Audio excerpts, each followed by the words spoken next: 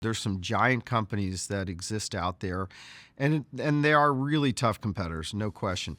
However, bigger is usually not better. In 2018, Andrew Levy, the founder of Legionnaire and former CFO of United, did something crazy. He quit his C-suite job to launch the first new U.S. airline in 15 years, Avelo. He saw an opportunity for a budget airline that focused on short-haul flights and that used smaller secondary airports. The airline industry is a relatively saturated market. Success would be hard for any new player. It's a game of scale and gates. But Andrew says that's a blind spot he can exploit. Customers just want convenience and affordability. They don't care about your size. So while Avelo is not even a fourth as big as most North American airlines, it recorded its first profitable quarter last year and has remained in the black ever since. Currently, Avelo operates 16 planes, flies to 56 destinations, covers 85 routes, and employs 1,000 crew members. Andrew says his goal is to be the better airline, not the biggest. Here's how Andrew Levy competes with giants.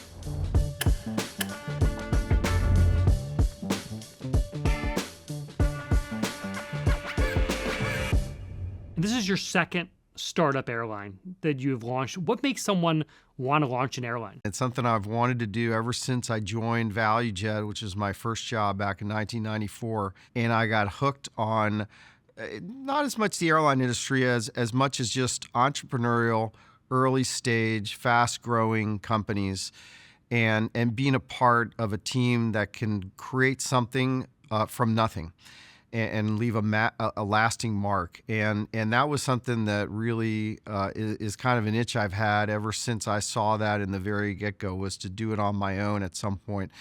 And the opportunity I felt was there in the marketplace to offer more options to consumers, to give them more choices and ways that they can do something that everybody really values, which is traveling. I think for a lot of people, they'd look around and they'd be like, there are these dominant airlines. There are only a certain amount of slots that are available in any of the big airports. This is an industry that I cannot get into. I'm going to go find a place where there seems to be a lot of opportunity. You say that there is an opportunity here.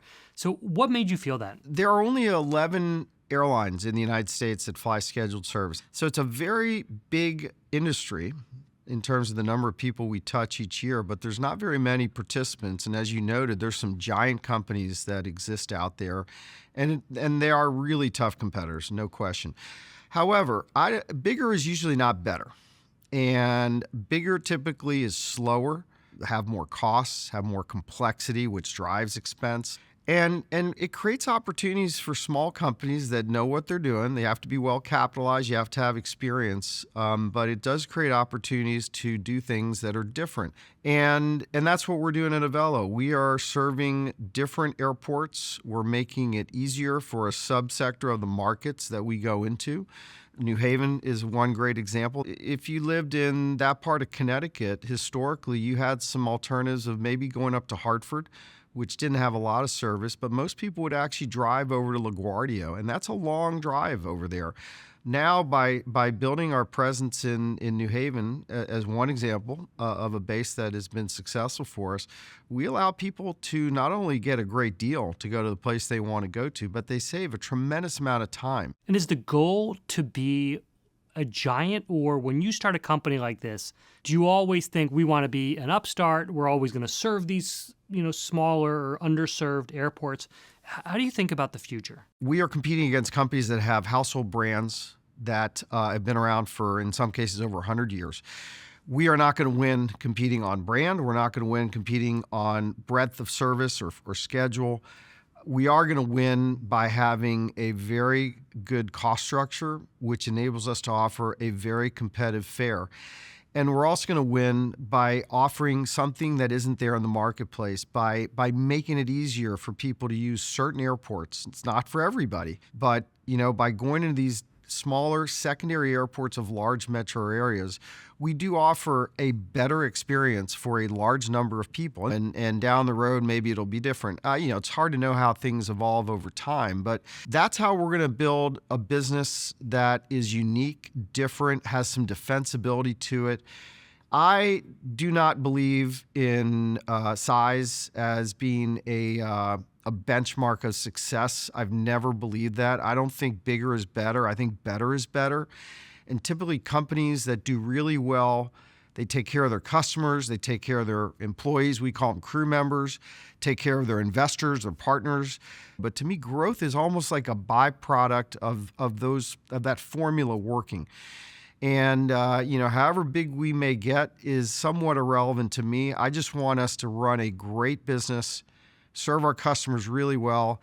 And if we do that, I have no doubt that we'll look back one day and we'll be pretty big.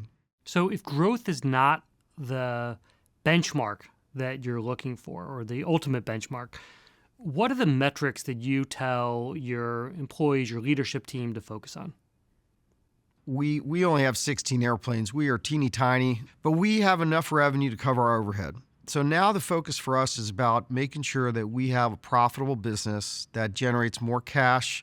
We bring in more cash than we pay out the door. I mean, it's kind of really that simple. And if we do that and do that consistently and successfully, which we are now doing, then we will have a lot of chances to grow. But to me, you grow to a certain scale so you can cover your overhead. Then you got to make sure you have a business that works. And then that's what enables growth. Profits are what enables growth over time. And that's where we are right now. Interesting. So you feel like you have reached a point where you're at the point where you're like, all right, we can now survive as a business. We've proven this is a viable business. And the next X years are figuring out how to get that customer loyalty, which then will lead to growth. Is that? Yeah, I think that's a fair way to describe it. One of the biggest challenges we've had is not doing the blocking and tackling. I mean, that's hard. Don't get me wrong, but one of the biggest challenges we've had, as does any startup, I think, is how do you get people to know that you exist? And then how do you get them to actually try you? So how did you do that? How do you build awareness? Well, it's hard. It's really hard. And I tell you, that would be, I think, one of the biggest challenges that we've had, that I probably underestimated how difficult it would be.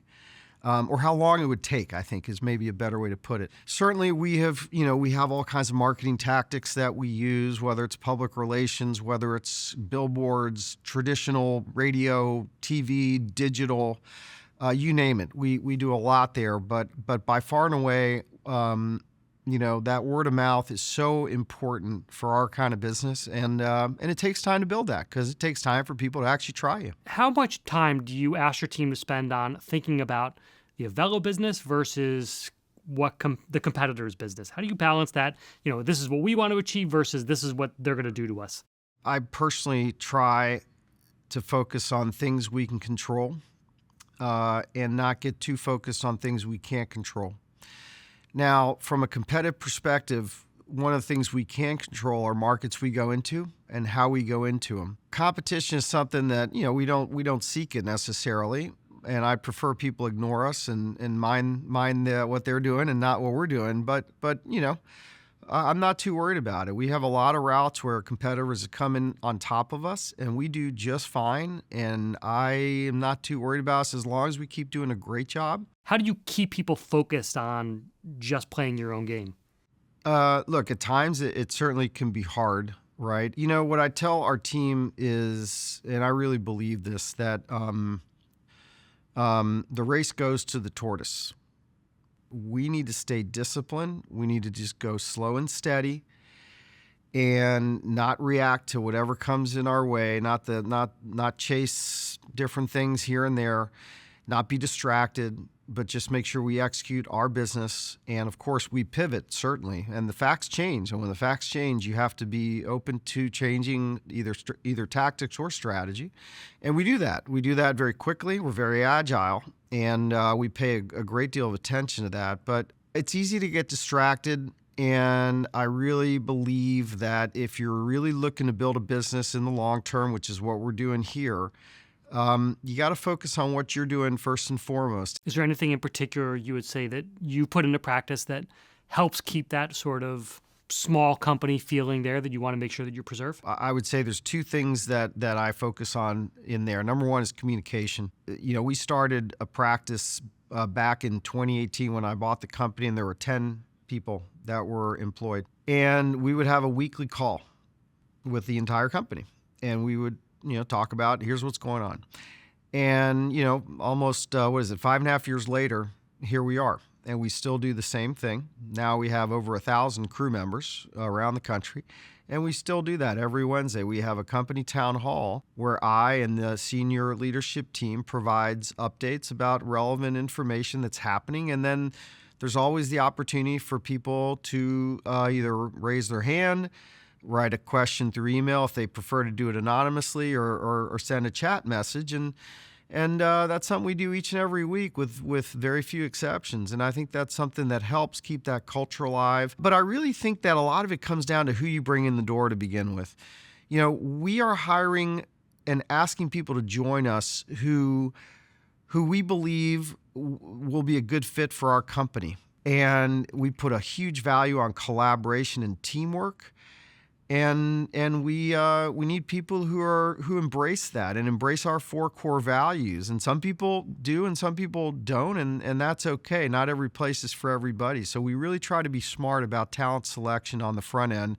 You were the former CFO of United. I'm curious if you learned anything from that experience at one of the major airlines that you have either brought to your new company or have said that you purposely don't want to make sure that you bring in. What did surprise me was how committed a lot of people were to the company, despite its longevity and how big it was. There are people who absolutely love United. And I really enjoyed working there for the almost 2 years I was there. And there were a lot of things that I saw there that I want to make sure that I definitely didn't bring elsewhere. One thing I think which ties into the discussion is just simply maybe a little less comfort with taking risk, speaking your mind, being open, being direct.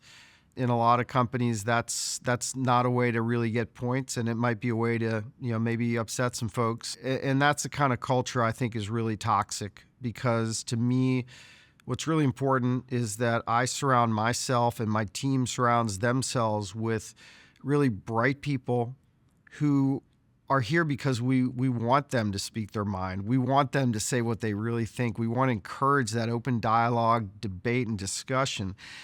And we want ideas to be challenged by others in obviously a courteous and professional way, but that's how you get to the best outcome.